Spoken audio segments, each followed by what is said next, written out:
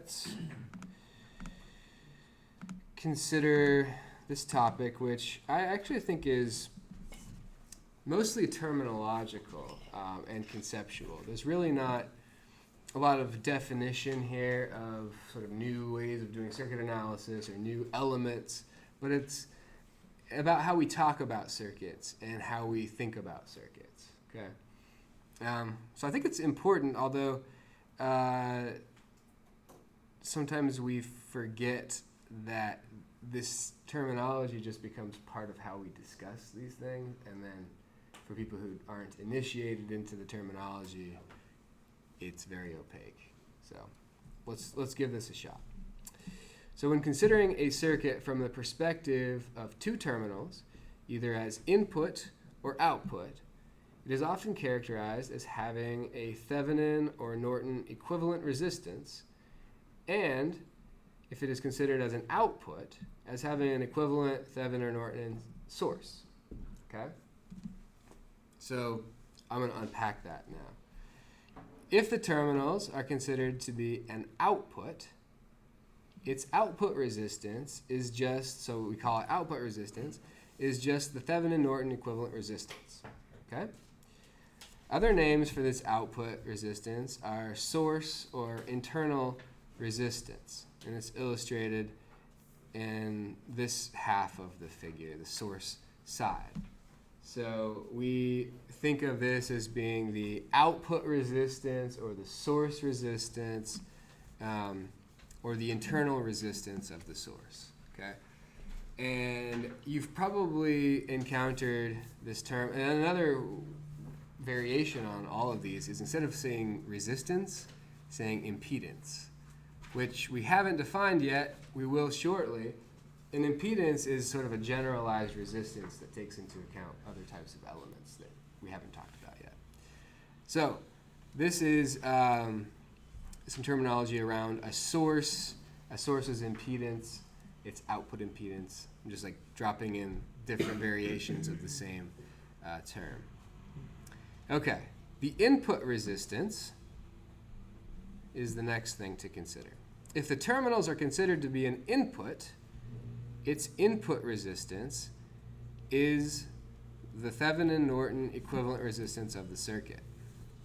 Another term for this input resistance is the load resistance. Okay, so that's over here on this side.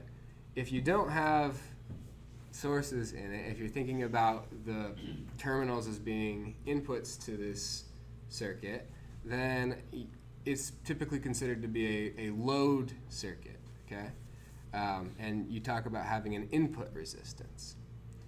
So that's some more terminology there, and we'll use that. And also, impedance is, it's sort of synonymous with resistance in this case. It's resistance is a subset of impedance, so you'll also hear that a lot. Yeah. Loading the source. So this is another concept, and it's another piece of terminology that you'll hear a lot. So loading a source means to connect another circuit to it that draws power. So let's explore what happens when we connect the load to the source for the circuit shown in the figure here. So you hear people talk about, oh, you're loading the circuit, you're loading the source. We talked a little bit about that when we talked about source models, right? Ideal source models versus real source models. You guys remember it was 2 days ago, not too long ago. Okay, so before connecting the load, the source output voltage, so V out before we connect the load, can be determined with a little circuit analysis. So we can look around, I guess you could say, oh, I'm looking at V out is defined as being the voltage gain across here and the voltage summed with the voltage drop across the source, right? So they're opposite signs.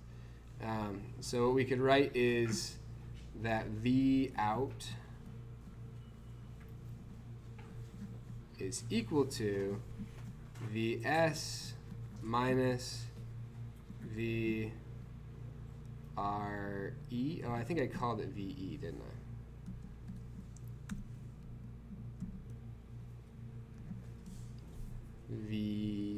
VE minus VRE.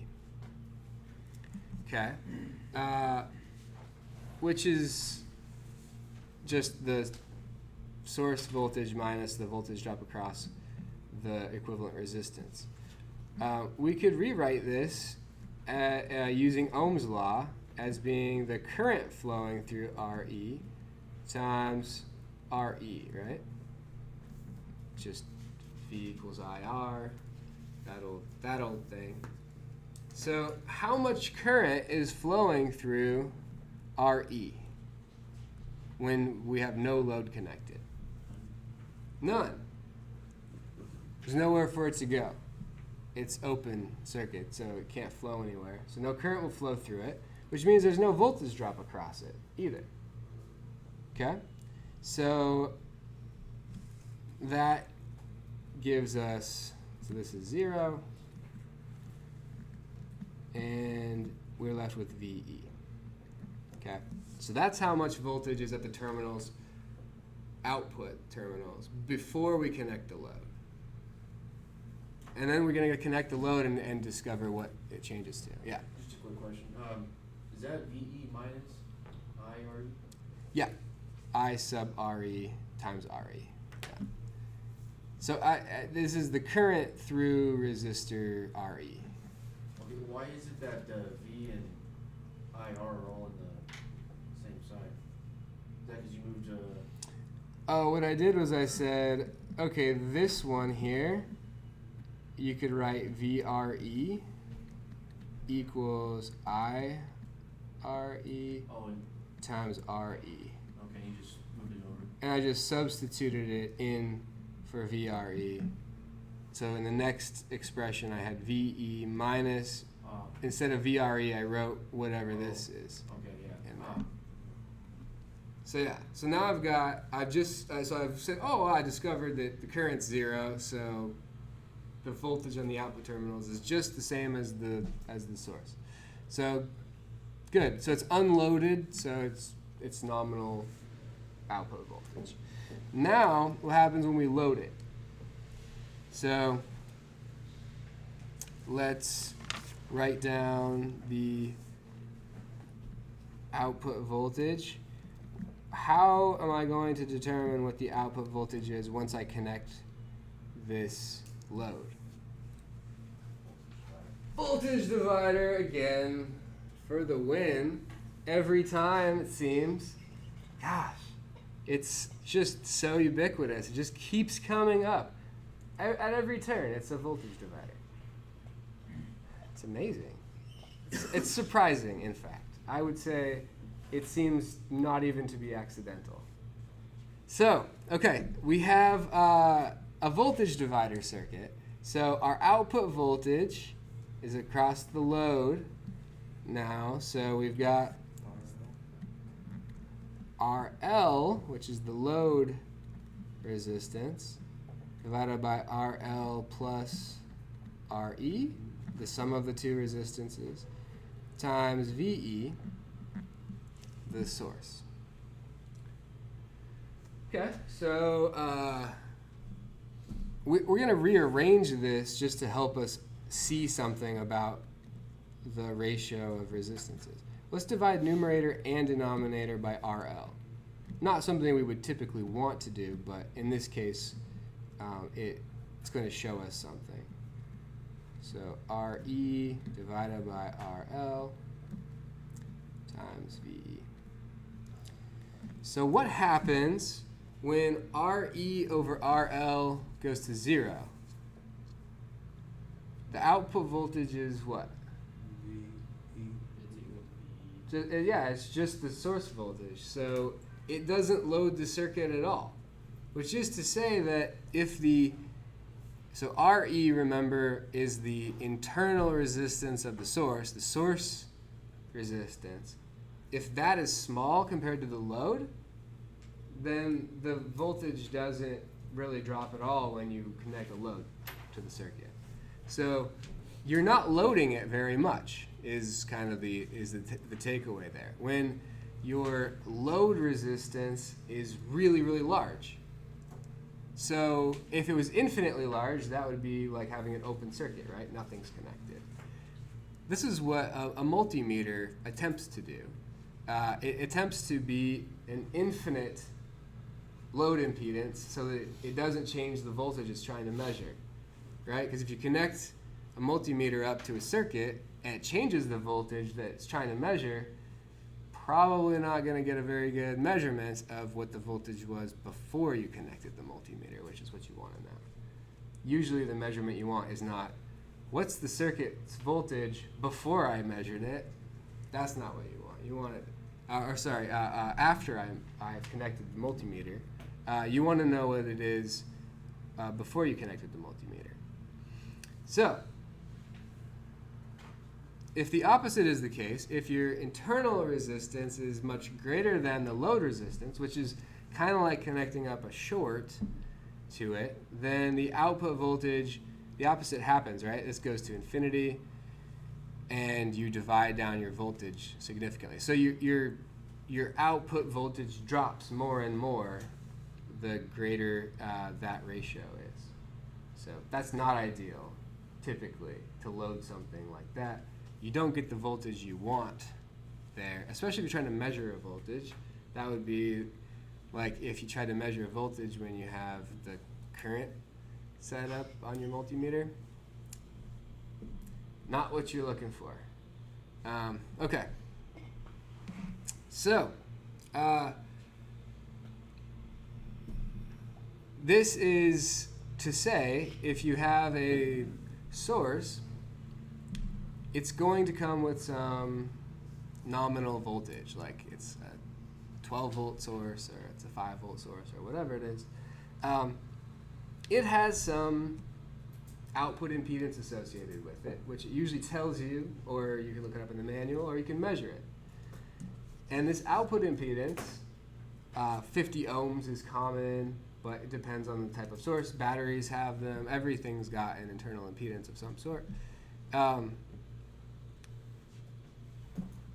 It has to assume when it tells you that nominal voltage what you're connecting to it. So some sources are going to say, oh, the load is infinite, and so I'm going to just say the VE that we've been talking about, I'm just going to give you the VE value. So as long as you don't connect anything up that loads the circuit, these two terminals will be at that voltage. So if I say 12 volts, it's 12 volts as long as you don't connect anything that draws any power from it, any current. But if you connect a load that draws a lot of current that gets more to this situation here, then you're not going to be at 12 volts anymore. You're going to be dropping down. The amount you drop down depends on this ratio, the internal impedance of the source versus the load impedance. And sometimes they're going to say, okay, I have an output impedance of 50 ohms. I'm going to tell you the value of the voltage assuming you connect a 50 ohm impedance, that you match the impedance. That's also something that these sources will do. They'll say, oh yeah, 12 volts. You know, the assumption is you're connecting 50 ohms. If you don't, then it's not 12 volts. So you got to calculate it. Or you got to measure it. I think the safest thing to do is to just measure it. You can look it up in the manual, but that'll take you longer than just getting a multimeter out and just saying, what is the voltage when I connect the load versus when I don't connect the load? Some sources are adaptive and will tell you what the actual voltage is coming out. The ones in the lab actually show that. So if it says 5 volts and then you short it out and it doesn't have 5 volts, it will actually adjust the reading. But that's not a typical source that you encounter. That's a benchtop source, so those are not sources that you would put in a product, which don't have readouts that tell you stuff like that. Okay, so that's the idea with output impedance, input impedance, loading a circuit, all of that terminology comes in there. So I encourage you to go to this thing. I'll be there with really cool, for the internet, really cool flyers. Yes, so do that. Okay.